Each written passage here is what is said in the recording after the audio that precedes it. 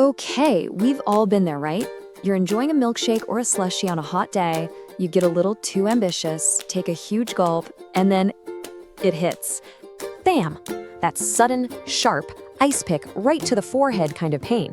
It literally stops you in your tracks. For a solid 30 seconds, you're just frozen, regretting that delicious icy bite. We call it a brain freeze or an ice cream headache. But of course, science has a much fancier name for it. Yeah, Sphenopalatine Ganglioneuralgia. Try saying that 3 times fast. It sounds incredibly serious for something you get from drinking a smoothie too quickly, doesn't it? But that really complex name actually points to the pretty complex biological glitch that's happening inside your head. And that glitch brings up a really interesting question. I mean, that's the whole mystery, right? Your actual brain tissue can't feel pain. Surgeons can operate on it without anesthetic. So how in the world can it freeze? Well, the short answer is, it doesn't. The pain isn't coming from your brain at all. It's a fascinating case of your body's wiring getting all crossed up, and it all starts with a little panic response right in your mouth. So the whole thing kicks off the second that super cold substance hits the roof of your mouth, your palate. See, that area is just packed with blood vessels, and their whole job is to keep your head at a nice, stable temperature. When you suddenly shock them with ice, they go into full-on emergency mode. It's this really powerful 2-step reaction. First, you get vasoconstriction.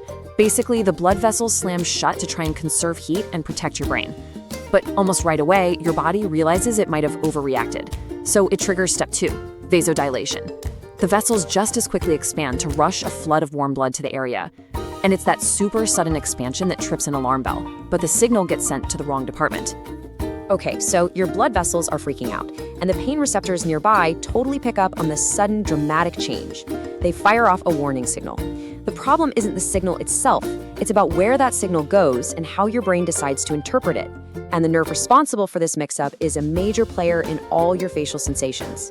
Meet the trigeminal nerve. You can think of it like a superhighway for all the feelings in your face. It's got different branches, or lanes, that carry information from your jaw, your teeth, your palate, and, this is the important part, your forehead. When a big, loud pain signal comes rushing in from the palate lane, the brain's control center sometimes gets confused about which lane it came from. This quote just perfectly sums up what happens next. The actual problem is in your mouth, but the pain you're feeling is somewhere else entirely. This little phenomenon has a name, and it is the absolute key to the entire brain freeze mystery. It's called referred pain. Your brain gets this intense signal from the trigeminal nerve that basically says, whoa, expanding way too fast. And because that same nerve also handles signals from the forehead, it just mislocates the source of the emergency. It jumps to the conclusion that the problem must be in your head. Now, what seems like just a weird little body quirk actually turns out to be an amazing window into how more serious headaches work. You see, neurologists started noticing a really interesting link. People who get migraines are way more likely to experience brain freeze. This suggested that the two things might share a similar biological mechanism. And researchers realized, hey, maybe we can use this harmless little annoyance to safely study the debilitating pain of migraines. And that idea led to a really landmark study back in 2012. A team of researchers from Harvard and the University of Galway decided to give people brain freezes on purpose, just so they could watch a headache unfold from start to finish in real time. They found 13 brave, healthy volunteers, and their job was to sip ice-cold water through a straw that was pressed right against the roof of their mouth until that brain freeze kicked in, all while scientists were monitoring the blood flow inside their brains. And what they found was absolutely crucial. The exact moment the volunteers felt that pain, the researchers saw one specific artery, the anterior cerebral artery, rapidly dilate or expand. This sudden expansion sent a rush of blood into the brain, which increased the pressure inside the skull. And then just as quickly, the moment that artery constricted again and the pressure went back to normal, the pain disappeared. It was a perfect 1-to-1 correlation. For the first time, they had a clear mechanical cause and effect for this type of headache. So here's the bottom line. A brain freeze is really short and it's always triggered by cold, but it shares these critical features with a migraine, specifically changes in blood vessel size and the involvement of that same trigeminal nerve. By studying this simple, harmless version, we could find clues for treating the much more severe one. But that still leaves one question. Why did we even evolve this bizarre response in the first place? Well, according to Dr. Jorge Serrador, who was one of the lead authors on that study, it's most likely a self-defense mechanism. Your brain is incredibly sensitive to temperature, so that pain is basically an emergency brake.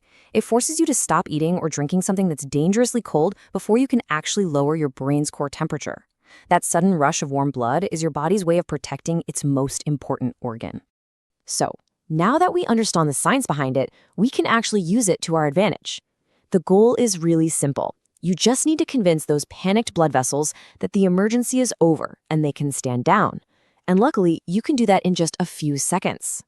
Here are 3 easy science-backed ways to do it. Number 1, the simplest.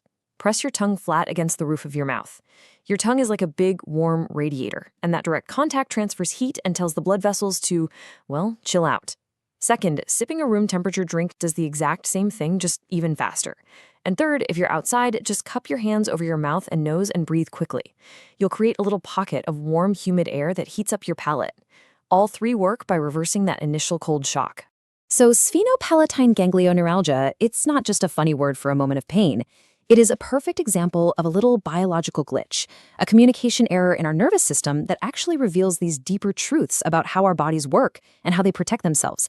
And it really makes you wonder, what other common body annoyances, like getting the hiccups or a stitch in your side? What important medical clues could they be hiding?